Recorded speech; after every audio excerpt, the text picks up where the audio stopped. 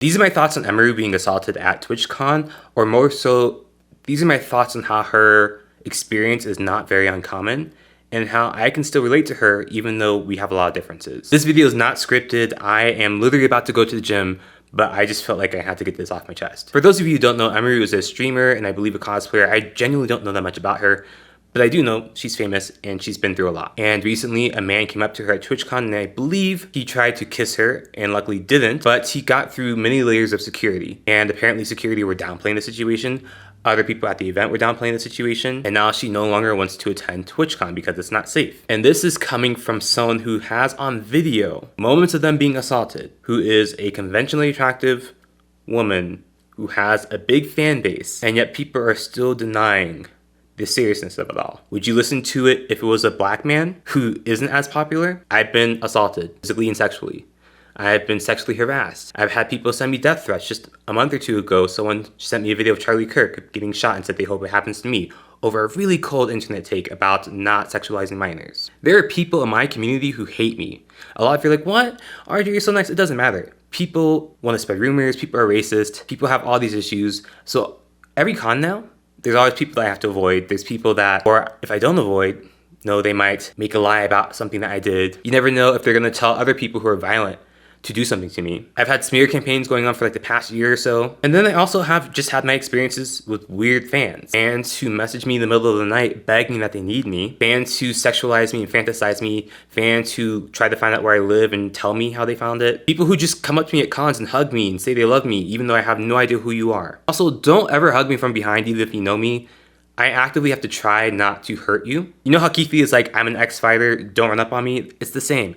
I'm an ex-fighter, don't run up on me. And seeing the video of Emiru actually triggered me so much that I just like went and deleted some people that I had recently met at the convention. So if you notice you're deleted, I'm not really sorry. You might have made me feel uncomfortable. Whether it's you being too forward, or maybe I was like, maybe I shouldn't have followed you too quickly, or I was like, actually, you shouldn't have come up to me and hugged me or been weird. Because just seeing that made me think of all my experiences, and I was like, I should not be rewarding weirdness. I should not be rewarding people breaking boundaries. And I should not allow myself to feel any sort of way when I feel uncomfortable.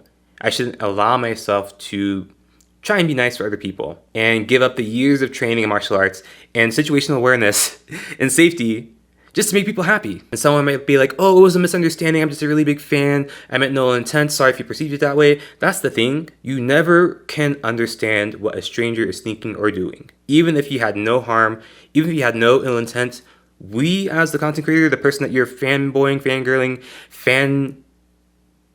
fanning over, we don't know you. We don't know your intentions. And even if we did, consent is still a thing. I have nowhere near the level of fame that Emiru does, but even my own friends discussed my safety, especially going to cons, because things got so weird. And unfortunately, there is no great answer for me. Some of them suggested to just stop showing up altogether. Don't tell people where I am, be incognito, but that defeats the purpose of me being a content creator and reaching out to my fans. I go to conventions to meet people. That's why I say I'll be here, I'll be at this party, I'm a guest here. It comes with risk inherently. I think a lot of people don't grasp the reality that there's almost no way to be safe and happy and to fulfill your goals. Those things will almost never just harmoniously exist. And again, this is coming from a black man who isn't even as famous as Emiru. And that's the thing, this is all on top of just trying to exist in America. Men are not inherently violent, but they are conditioned to be violent. I'm saying this again as a trained fighter who could easily be violent, but I choose not to be. There are so many men who, when they don't know how to get what they want, or don't know how to accept that they can't get what they want,